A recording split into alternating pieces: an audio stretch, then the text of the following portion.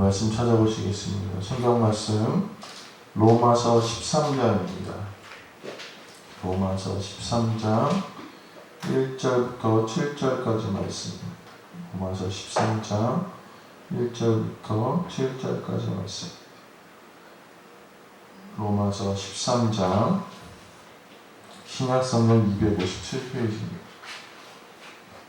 로마서 13장 1절부터 7절까지 말씀. 제가 대표로 봉독해드리도록 하겠습니다. 각 사람은 위에 있는 권세들에게 복종하라. 권세는 하나님으로부터 나지 않음이 없나니 모든 권세는 다 하나님께서 정하신 바라. 그러므로 권세를 거스르는 자는 하나님의 명을 거스르니 거스르는 자들은 심판을 자취하리라. 다스리는 자들은 선한 일에 대하여 두려움이 되지 않고 악한 일에 대하여 되나니 내가 권세를 두려워하지 아니하려느냐. 선을 행하라. 그리하면 그에게 칭찬을 받으리라. 그는 하나님의 사역자가 되어 내게 선을 베푸는 자니라. 그러나 내가 악을 행하거든 두려워하라. 그가 공연히 칼을 가지지 아니하였으니 곧 하나님의 사역자가 되어 악을 행하는 자에게 진노하심을 따라 보응하는 자니라. 그러므로 복종하지 아니할 수 없으니 진노 때문에 할 것이 아니라 양심을 따라 할 것이라. 너희가 조세를 바치는 것도 이로 말미암음이라. 그들이 하나님의 일꾼이 되어 바로 이 일에 항상 힘쓰느니라. 모든 자에게 줄 것을 주되 조세를 받을 자에게 조세를 바치고 관세를 받을 자에게 관세를 바치고 두려워할 자를 두려워하며 존경할 자를 존경하라. 아멘. 할렐루야. 오늘 예배 나오신 우리 성도님들을 환영하고 축복합니다. 오늘 조화와 모범이라는 제목으로 제 말씀을 나누도록 하겠습니다. 아이를 키우다 보면 뜻하지 않게 응급 상황이 생길 때가 있습니다. 근데 이것이 부모라면 아무리 전문 지식이 있더라도 이런 예기치 않은 상황을 만나면 크게 당황하게 됩니다. 심지어 어느 응급실에는 소아과 부부 의사가 혼비백산에서 아이를 안고 찾아오는 이야기도 있었다는 찾아오기도 했다는 그런 이야기를 들었습니다. 저희들이 둘째가 있는데 아마 돌이 채 되지 않았어요. 아주 어렸을 때 이야기였어요. 외출하려고 이제 아이를 잠깐 부스터라는 이런 밥 먹을 때 앉는 거기 의자에다 앉혔는데 갑자기 아이가 얼굴을 향해 하늘을 향해 들고 입을 크게 벌리는 거예요. 그래서 얘가 왜 이러나 장난치나 이렇게 생각을 했는데 그게 아니었어요. 저희가 이 부스터에 앉히면서 아이 손을 잘 봤어야 되는데 이걸 못 본 거예요. 그래서 이 부스터를 잠그는 이런 장치가 있는데 거기 요단이 손이 껴버린 거예요. 껴서 이렇게 맞물려서 잠겨버린 거예요. 그러니까 얘가 너무 아프니까 소리를 못 내고 입을 벌리고 이렇게 한 10초 동안 입을 벌리고 있더라고요. 그래서 얘가 왜 이러나 했는데 갑자기 아이가 막 죽겠다고 우는 거예요. 왜 그러나 봤더니 애기 손이 그 의자 그 부스터 잠그는 거에 껴있는 거예요. 꽉 껴있는 거예요. 순간 정말 아무 생각이 안 나요. 아무 생각도 안 나고 저도 당황하고 저희 아내도 당황하고 막 멍해지는 거예요. 그래서 병원을 가는데 막 허둥지둥 되다가 김포 쪽으로 가게 됐는데 이게 김포 또 강화에 살 때였습니다. 강화에서 김포 갈 때는 차가 막 막혀요. 엄청 막혀요. 그러니까 막 당황해서 어쩔 줄 모르고 얘 손가락이 잘못되면 어떡하나 막 그랬던 기억이 납니다. 결국은 크게 다친 것은 아니었는데 예기치 못한 상황을 만났을 때 참 잘 대응하기가 힘들다는 겁니다. 지식이 있거나 또 뭐 인생의 경험이 있거나 이것도 우리가 예기치 못한 상황을 만났을 때는 도움이 되지 못할 수 있다는 것입니다. 그러므로 우리가 갑작스러운 어려움이나 이런 상황을 만났을 때 어떻게 침착하게 올바르게 잘 대응하느냐가 굉장히 중요하다는 것입니다. 사실 지금 현재 한국 교회는 유례없는 일 가운데 굉장히 당황스러워하고 있습니다. 교회가 온 사회로부터 지탄을 받고 그동안 교회가 얼마나 선한 영향력을 많이 끼쳤습니까? 그런데 그 선한 모든 일들이 수포로 돌아가는 것 같은 그런 불안한 마음도 있습니다. 각 교회별로 예배를 드릴 수 없고 또 예배를 못 드리고 온라인 예배로 막 예배를 드리다 보니 성도들이 신앙이 흐려지고 옅어지고 잃어버려서 세상으로 흩어져 가는 모습이 아주 당황스럽기도 합니다. 국가는 교회를 탄압하고 통제합니다. 그래서 교회에 많은 위기감을 느낀 사람들이 당황치 못한 이 일에 어떤 이들은 투쟁하기도 하고 어떤 이들은 부질없는 그런 변명으로 애쓰고 있다는 것입니다. 과연 우리가 어떻게 대응해야 이것을 올바르게 잘, 침착하게, 좋은 방향으로 잘 대응하겠습니까? 오늘 본문의 시대적 상황은 이스라엘이 로마의 지배를 받고 있던 상황이었습니다. 그러니까 이 거대한 로마 제국 가운데 이스라엘은 굉장히 소수의 민족이었던 거죠. 그러니까 작은 민족이니까 이 제국 내에서도 목소리를 낼 수 없고 여러 가지 불이익을 당했는데 그 중에서도 특히 그리스도인들, 예수님을 구주로 영접한 그들은 막 아주 심하지는 않았지만 로마와 유대인과 양쪽으로부터 박해를 당하고 핍박을 당하고 있었던 실정이었다는 거예요. 그리고 이런 박해와 핍박 속에서 얼마나 억울한 일이 많았겠습니까? 얼마나 이해되지 않고 답답한 일들이 많았겠습니까? 참 이런 상황에서 사도 바울은 오늘 성도들에게 두 가지를 당부하고 있다는 것입니다. 그것이 바로 오늘 제목인 조화와 모범입니다. 조화롭게 하다. 이 조화와 모범이라는 것입니다. 첫 번째로 오늘 우리는 이 시대적인 어려운 상황에서 조화를 이루려고 애써야 된다는 것입니다. 오늘 사도 바울이 그리스도인들에게 권세에 복종하라고 이야기하고 있어요. 권세. 너는 세상의 권세, 위정자들의 권세에 복종하라. 그런데 이 복종은 무조건적인 복종이 아니라 그들 모두를 아우르는 조화가 있어야 된다는 이야기라는 것입니다. 물론 이제 억울한 상황을 만날 수도 있고 잘못된 법을 만날 수도 있습니다. 아마 지금 우리가 겪는 억울함보다 이 로마 시대의 이런 행정적인 것이나 법적인 것이 더 억울하고 그리스도인들이 억울하고 잘못되었을 것입니다. 그런데 사도 바울은 그것을 따르라고 얘기합니다. 따르라. 오늘 사도 바울이 염려한 것은 정부 자체가 불필요하고 정부의 권위가 땅에 떨어지는 것에 대한 그런 일들이 없어야 된다는 것을 의미하고 있습니다. 이게 무슨 말이냐면 오늘 이 로마라는 정부의 지배를 받고 있는 이 이스라엘 민족이지만 이 로마라는 정부가 이스라엘을 박해하는 일 말고 제국 내 수많은 사람들을 조율하고 조절하고 관리하는 역할을 감당하고 있어요. 그 중에는요, 물론 부당한 일도 있지만 더 많은 유익한 일들이 있기 때문이라는 것입니다.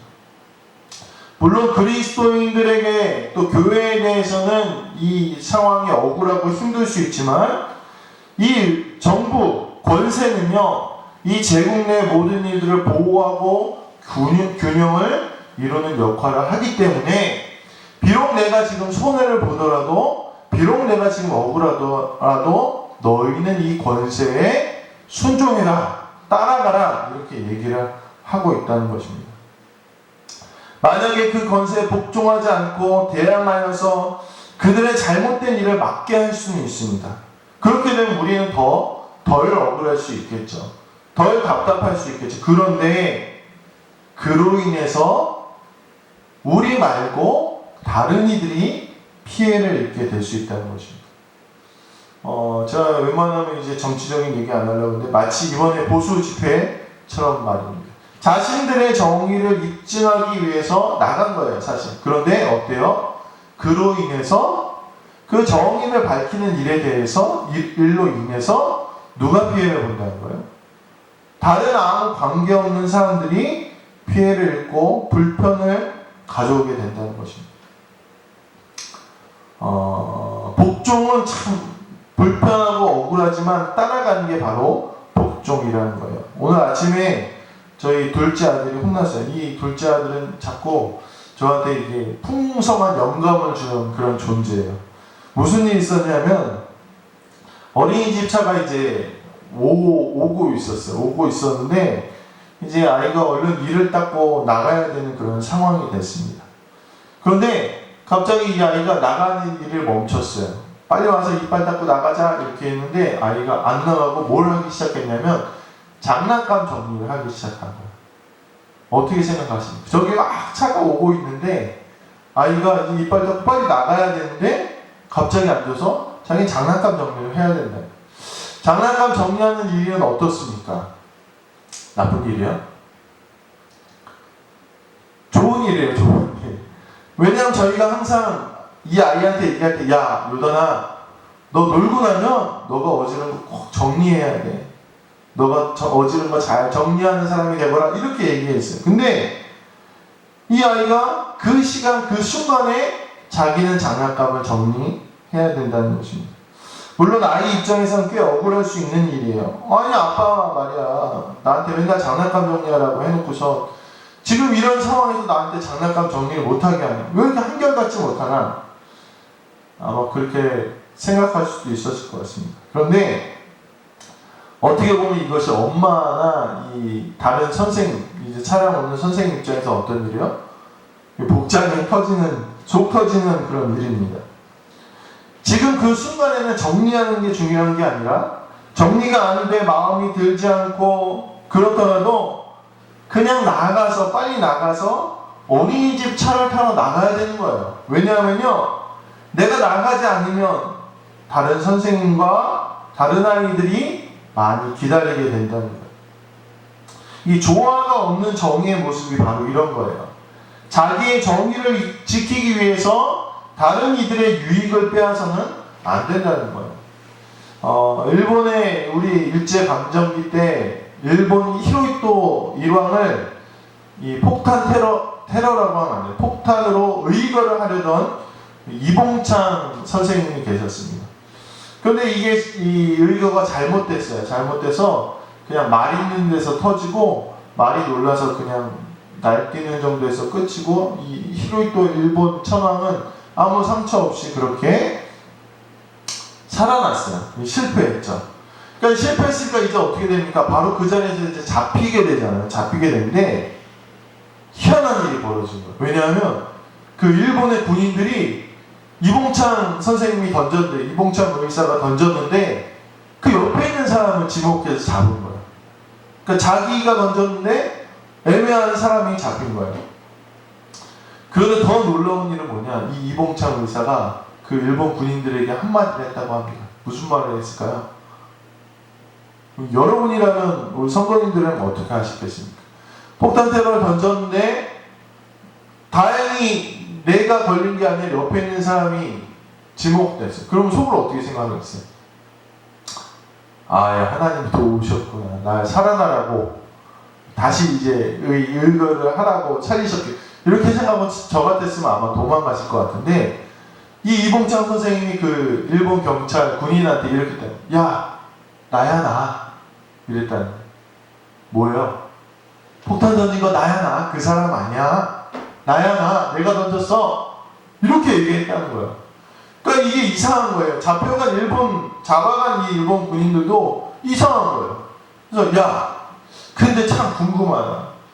너 우리가 잘못 지목했을 때 너 도망갈 수 있었는데 너 왜 도망가지 않았느냐? 이렇게 물어봤더니 이봉창 의사가 이렇게 얘기했다는 거예요.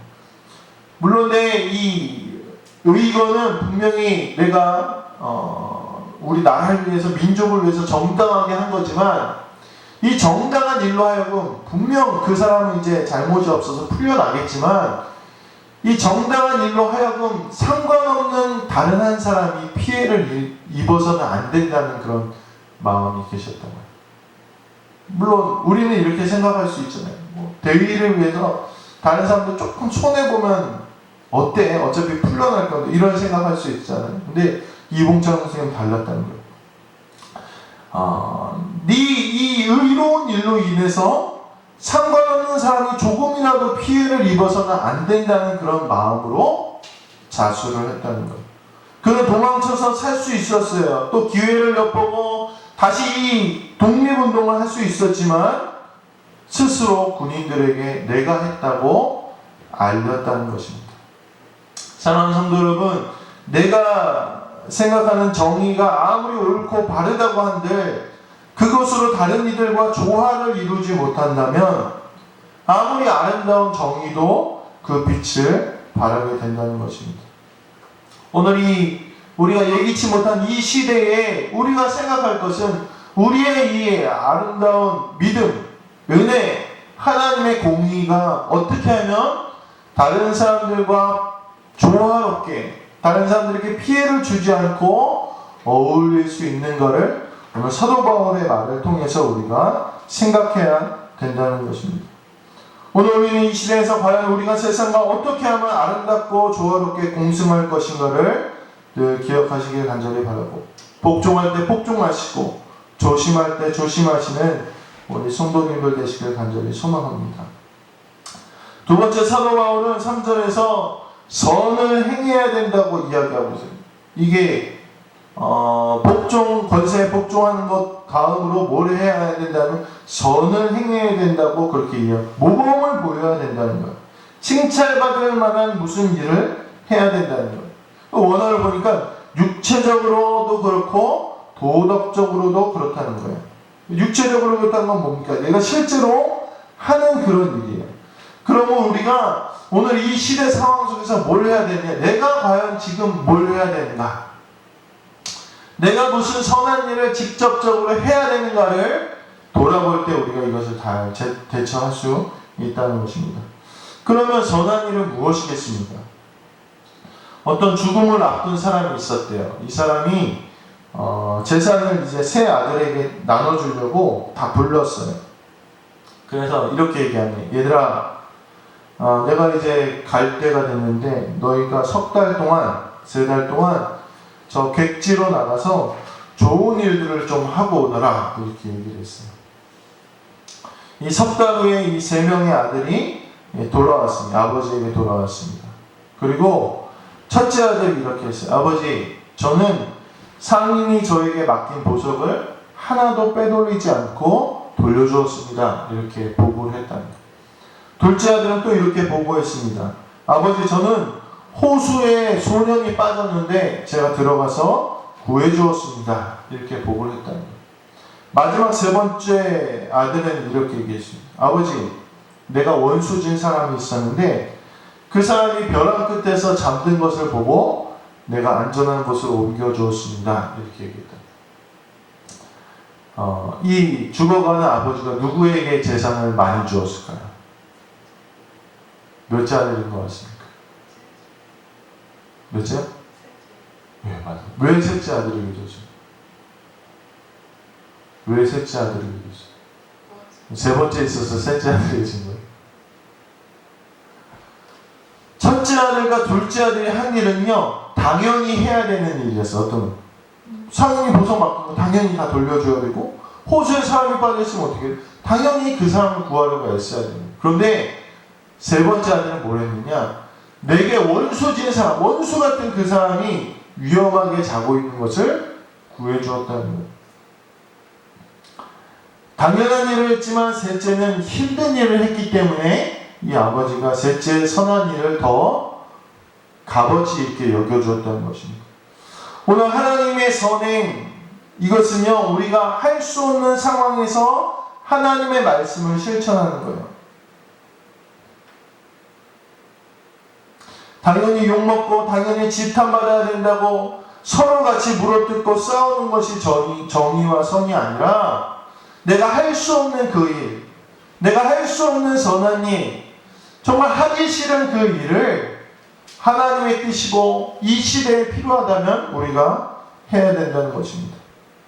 지금 나라의 상황이 어떻습니까? 비가 와서 홍수가 나고 수해를 입은 사람들이 많이 있고 또 복구도 다 되지 않았고 많은 이들이 코로나 질병을 두려워하는데 과연 우리가 해야 될 것이 우리가 억울함을 당하고 우리가 답답한 일을 당한다고 그 처우를 개선하기 위해서 애쓰는 일이 우리가 해야 되는 일입니까? 물론 그것은 당연한 일일 수도 있지만 오늘 하나님의 앞에서 선한 일은 우리가 하기 힘든 일이라도 사랑을 전하고 이해하려고 하고 양보하려고 하고 희생하려고 하는 일이라는 것입니다.